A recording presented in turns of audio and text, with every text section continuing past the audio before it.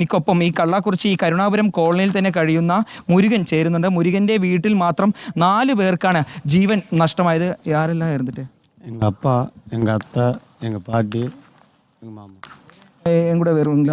എങ്ക വെച്ച് എന്താ സാരായം വിൽപ്പന നടത്തുന്നത്? ഇതാണ് ഗോഡൗൺ അവരുടെ. ഇത് ഗോഡൗണ്. ഇതൊക്കെ പക്കം വെച്ച് ഇന്ത സാരായം വിൽപ്പന നടത്തുന്നത്. ഇതാണ് സാരായ ബേക്കറി. ഇപ്പടിതാണ് ഇരിക്കും. ഇതാണ് ഇത് സാറാ പാക്കറ്റ് ആണ്. ഇത് നികേഷ്, ഈ കാണുന്നത് ഇത്തരത്തിലുള്ള ഈ പാക്കറ്റുകളിലാണ് ഈ വിഷമദ്യം അല്ലെങ്കിൽ ഈ മെഥനോൾ അടങ്ങിയിട്ടുണ്ടായിരുന്ന ഈ മദ്യം സൂക്ഷിച്ചിരുന്നത്. ഇതിനകത്ത് നമുക്ക് ഇപ്പോഴും കാണാം ഈ മദ്യത്തിൻ്റെ അവശിഷ്ടങ്ങളെല്ലാം ഇതിനകത്തുണ്ട്. ഈ വീടിനെ ഈ പുറകു വശത്ത് വെച്ച് ഈ കാണുന്ന ഇടത്ത് വെച്ചാണ് ഈ മദ്യ വിൽപ്പന നടത്തിയിരുന്നതെന്നാണ് മുരുകൻ ഉൾപ്പെടെ പറയുന്നത്.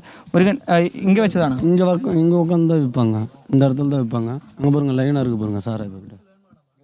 இங்கே தான் விற்பாங்க. இங்க வச்சு விற்பனை நடத்துங்க. ஆமா, இங்கே தான் விற்பாங்க. காட்ட முடியுமா அந்த பேக்கெட் எல்லாம்? காட்ட முடியுமா? இங்கே இருக்கு பாருங்க, இது அங்கே இருக்கு பாருங்க. ഈ കാണുന്ന എല്ലാം നികേഷ്, ഈ കാണുന്ന എല്ലാം ഈ മദ്യം ഇവിടെ നൽകിയിരുന്ന പാക്കറ്റുകളാണ്. ഈ മദ്യത്തിൽ ഈ പാക്കറ്റുകളിൽ വെച്ച് നൽകിയിരുന്ന മദ്യം കഴിച്ചാണ് ഈ കള്ളക്കുറിച്ചിയിൽ ഇത്തരത്തിൽ ഒരു മദ്യ ദുരന്തം സംഭവിച്ചെന്നാണ് ഇവിടെയുള്ള ആളുകൾ പറയുന്നത്. നമുക്ക് ഈ പാക്കറ്റുകളിൽ തന്നെ കാണാം, ഇതിലെല്ലാം മദ്യത്തിൻ്റെ ബാക്കിയുള്ള അവശിഷ്ടങ്ങളുണ്ട്. ഇതെല്ലാം മെഥനോൾ അടങ്ങിയിട്ടുള്ള മദ്യമാണ്. എവിടെ നിന്നാണ് ഈ മെഥനോൾ എത്തിച്ചതെന്നാണ് പിന്നീട് പോലീസും CBCയുടെ എല്ലാം പരിശോധിച്ച് പോരുന്നത്. ഏതായാലും ഈ കേസുമായി ബന്ധപ്പെട്ട് അറസ്റ്റിലായ ആളുകളുടെ എണ്ണം കൂടി വരികയാണ്. ഇപ്പോൾ ഈ കേസിൽ മുഖ്യപ്രതിയായിട്ടുള്ള ചിന്നതുരയെ കടലൂരിൽ നിന്നും പോലീസും CBCയുടെയും കൂടി പിടികൂടിയിട്ടുണ്ട്. ഇയാളാണ് ഈ വിഷമദ്യം നിർമ്മിക്കുന്നതിനും മറ്റിവിടേക്ക് എത്തിക്കുന്നതെല്ലാം മുഖ്യ കണ്ണിയായി പ്രവർത്തിച്ചിരുന്നതാണ് ഇപ്പോൾ പോലീസ് പറയുന്നത്. അതിനോടൊപ്പം തന്നെ മദൻ എന്ന് പറയുന്ന മാതേഷിനെയും കള്ളാക്കുറിച്ചി പോലീസ് ഈ വിഷയവുമായി ബന്ധപ്പെട്ട നിലവിൽ അറസ്റ്റ് ചെയ്തിട്ടുണ്ട്. ഏതായാലും കന്നുകുട്ടിയുടെ ഈ കള്ളാക്കുറിച്ചിയിലെ കരുണാപുരത്തുള്ള ഈ വീട്ടിൽ ഈ കാണുന്ന ഇടത്ത് വെച്ച് വിൽപ്പന നടത്തിയിട്ടുള്ള മദ്യം കഴിച്ചാണ് ഇത്രയും അധികം ആളുകൾ മരണപ്പെടുന്ന ഒരു ദുരന്തം ഉണ്ടായത്. നിലവിൽ 50ഓളം ആളുകൾ മരണപ്പെട്ടിരിക്കുന്നു. മുരുകനിൽ നിന്ന് ലഭ്യമാവുന്ന വിവരപ്രകാരം ഒരു കല്യാണം ഇതിനിടയിൽ നടന്നിരുന്നു. ഈ കല്യാണത്തിന് വേണ്ടി 200-ലധികം ഈ മദ്യ പാക്കറ്റുകളാണ് ഇവിടെ നിന്ന് വാങ്ങിപ്പോയത്. മുരുകൻ എന്നൊക്കെ அந்த പാക്കറ്റുകളെല്ലാം വാങ്ങിപ്പോயிருக்காங்க. முந்தானத்து எவ்வளோ பேக்கெட் போயிருக்கு? 100 பாக்கெட்டு சொன்னாங்க. 8 பேர் செத்துட்டாங்க, 12 பேர் சீரியஸாக இருக்காங்க. அந்த கல்யாண வீட்டில் நிന്നും மദ്യം കഴിച്ച 8 பேர் செத்துட்டாங்க. ஆமாம், 8 பேர் செத்துட்டாங்க, 12 பேர் சீரியஸாக இருக்குன்னாங்க. இன்னைக்கு இப்போ என்னன்னு தெரியல, இறந்துருப்பாங்க கண்டிப்பாக. அது டாக்டரே சொல்லிட்டாரு, இது சாப்பிட்டு பொழைக்கு சரியே ஆகினாலும் சரி எண்ணி 60 நாளில் செத்துடுவாங்க. உங்கள் வீட்டில் யாரெல்லாம் இருந்தது? எங்கள் அப்பா, எங்கள் மாமா, எங்கள் அத்தை, எங்கள் பாட்டி.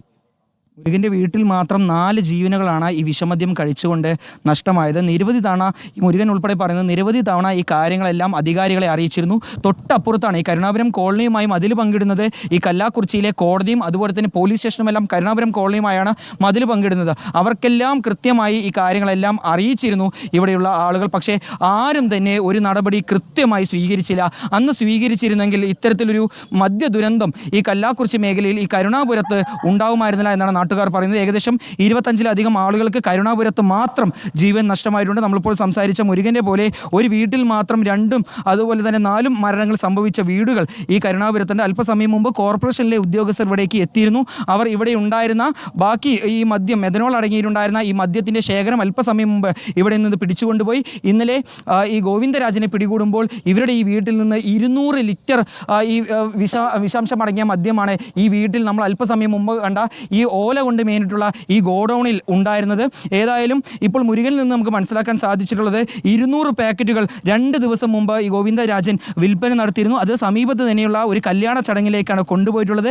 അവിടെ നിന്ന് മദ്യം കഴിച്ച് 8 പേർ നിലവിൽ ജീവൻ നഷ്ടമായിട്ടുണ്ട്. ഇനി ബാക്കിയുള്ളവരുടെ അവസ്ഥ എന്താണെന്ന് അവർക്കറിയില്ല. 11 പേർ നിലവിൽ ആശുപത്രിയിൽ കഴിയുന്നുണ്ടെന്നും മുരുകനിൽ നിന്നും മനസ്സിലാക്കാൻ സാധിക്കുന്നു. കൂടുതൽ ആളുകൾ കുഴഞ്ഞു വീഴുമ്പോഴാണ് അവരുടെ ബന്ധുക്കൾ തന്നെ അറിയുന്നത് ഇത്തരത്തിൽ ഈ മദ്യം കഴിച്ചുകൊണ്ടാണ് ഇത്തരത്തിൽ ഇവർക്ക് ഈ കുഴഞ്ഞു വീഴുന്ന സാഹചര്യങ്ങൾ ഉണ്ടാകുന്നതെന്ന്. പിന്നീട് ആശുപത്രിയിലേക്ക് എത്തിക്കുന്ന ഉടൻ തന്നെ ഇവർ മരണപ്പെടുന്ന സാഹചര്യങ്ങൾ ഉണ്ടാകുന്നു. ഇന്നലെ നമ്മൾ കല്ലാക്കുറിച്ചിയിലെ മെഡിക്കൽ കോളേജ് ആശുപത്രിയിലേക്ക് പോയിരുന്നു.